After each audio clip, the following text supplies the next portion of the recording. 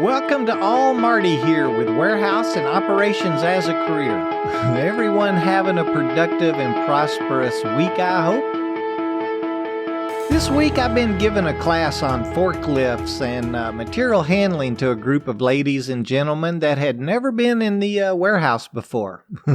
That sounded kind of strange. The class was about career possibilities, and the forklift was just the first position, and where we could go from there was what we'd be learning about.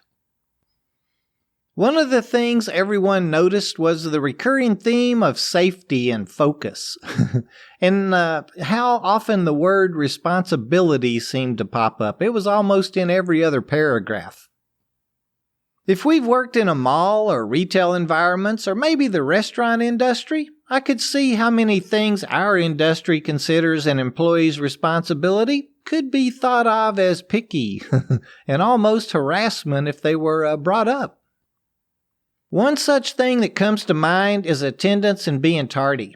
I hear about someone who forgot to punch in or out and received a short check almost every week. The associate is downright upset and mad. But it was their fault. I've had people tell me it's payroll's job to check their times before they pay them. It's not. Luckily, sometimes they do catch it for us. But how can we be mad at them if they don't? Oh, and how about calling in on a busy day? In the retail or restaurant environment, there are people to call if we don't show up. I mean, there may be 10 of us working 20 hours a week instead of 5 people working 40 hours. And those schedules work for many of us, and it kind of works for that industry. In our world, we being equipment operators are trained to run a machine or how a particular truck is to be loaded. We're not quite as replaceable for our shift. Think back to when you were a new boot. What all did you wish someone had told you about what we do? Or about your position now? I know I have a lot of advice I'd give the younger Marty today. So one of the things I got the sense no one was understanding or grasping was the responsibilities parts. I understand that there's a lot of dangers in the warehouse, and I think those responsibilities were being understood. When I started talking about pre-trip reporting, post-trip sheets, signing out for powered industrial trucks, or our startup meetings, etc., I felt like I had lost them. Now don't get me wrong, this was a very engaged group. Everyone participated, asking questions, and genuinely cared about learning something new. After the class, I thought I'd go over to some social media sites and pose a couple of questions, see what some other equipment operators and warehousemen thought would be a good core group of thoughts to share with people entering our industry. I thought I'd put them together and share a few things that they shared with me today. And if you have any things you wish you'd have known before jumping into the industry, send me an email to host@warehouse-and-operations-as-a-career.com. I bet a lot of us had some of the same ideas. So one of the top 3 things brought up was people wish they'd had known more about general maintenance practices or GMPs of our warehousing environment, and a few SOPs or standard operating procedures that every warehouse should be using in its day-to-day operations. Well, here's a couple of things off the top of my head, and a few comments a few others had on the subjects, and I looked back into the WAOC archives and found a few thoughts as well.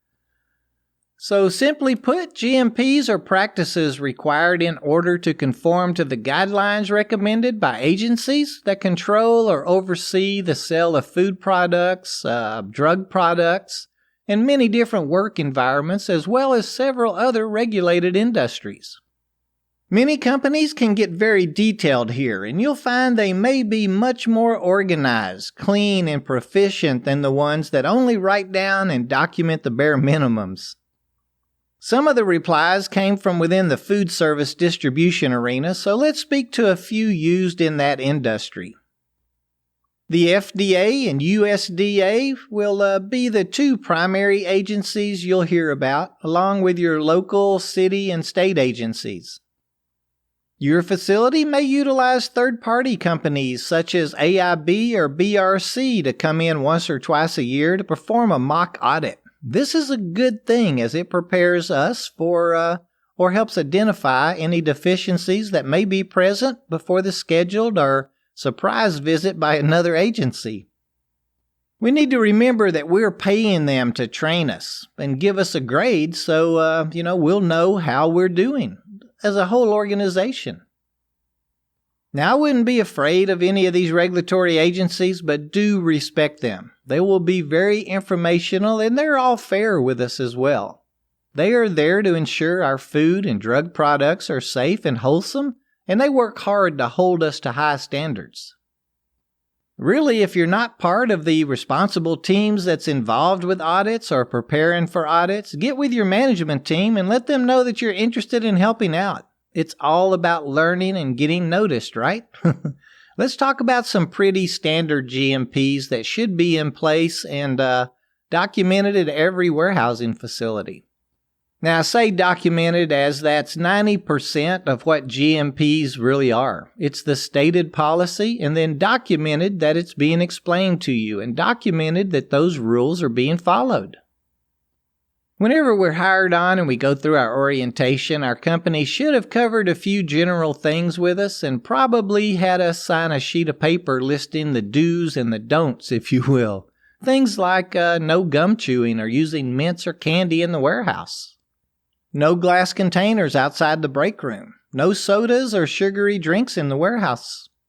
No civilian or personal jackets outside the locker room. No lunch containers outside the lunchroom. What's some others? Clean up spills of any kind immediately. We've gone over these a couple of times in different episodes, but I really kind of enjoyed hearing everybody, kind of giving their thoughts on them. Some of the stuff that came in from social media was cover any cuts and scrapes with a bandage. Smoking in designated areas only. And I love this one, no spitting in the warehouse, including in the trash cans. You kind of get the idea. I'm sure these are among the list at your facility, and they can include many others depending on the regulatory needs of our facility. Now, if you haven't been presented with this kind of documentation, again, it's good knowledge to share with your management team, as GMPs are really important to ensure a well-ran facility. And then we had a lot of talk about SOPs or standard operating procedures and how they're a great tool to aid in productivity and safety. Simply put, it is an outline of how to perform the job, and they can be very general or quite in-depth and detailed. Again, we had quite a few people reply from the food service distribution arena, and it looked like there were quite a few order selectors, and they kind of chimed in on what their SOPs are. Of course, all SOPs probably start with arrive to work on time and dress for work, wearing all required PPEs or personal protective equipment. Then we'll probably proceed to the equipment charging area, retrieving our assigned jack and performing our pre-trip inspection of the equipment. Sign into your selection equipment and pull down your first batch. Then we would proceed to the first slot and complete our batch. Stage and wrap pallets at the assigned door, and then proceed to the empty pallet area and retrieve more pallets. Pull down our second batch and proceed all the way to completion. Now, of course, that's a quick example, but you get the idea. The procedure should be written and reviewed with each employee for each task and documented. Many SOPs may state how damages are going to be handled, how equipment will be signed out, or how particular incidents are recorded. Again, it's all about the documentation. Another thing people brought up was properly having and documenting all safety procedures and how important they are as well. From just general safety rules to exactly describing the procedures for cleaning up spills, properly lifting product, and procedures for stacking pallets and controlling walkways. I think pre- and post-trip inspections of equipment came up 5 or 6 different times, and a good lockout tag-out program are good examples as well. And then a couple of my thoughts. If your facility is lacking any strong GMPs or SOPs, bring your ideals to your management team. They'll recognize and appreciate your interest. After all, that's what you're after, right? Being noticed and making that next step to reach your goals. I seem to always end up talking about getting noticed. I think it's the plan, though. I mean, even if we like our present job and we plan on retiring from it, don't we still want to get noticed by our boss as the subject matter expert? Get noticed in a good way. It's what we need to do. You know, one thing that nobody brought up, and it kind of surprised me, and was one of the training topics that this week's students seemed most interested in, and it was OSHA. I guess as experienced warehousemen, we've grown up with OSHA standards, and as new boots, we're a little in awe of it. One of the takeaways from the class regarding OSHA was how the standard had thought of everything, and everything was spelled out and documented. When we were talking about OSHA, it held everyone's attention, which is a good thing, I guess. Well, there's a few thoughts. I hope it brought back some of your great memories of getting started in the biz. What would you do differently next time? Head over to our Facebook and Twitter feeds using that little @ WHSEANDOPS and share those answers with the group. I bet that'll be interesting.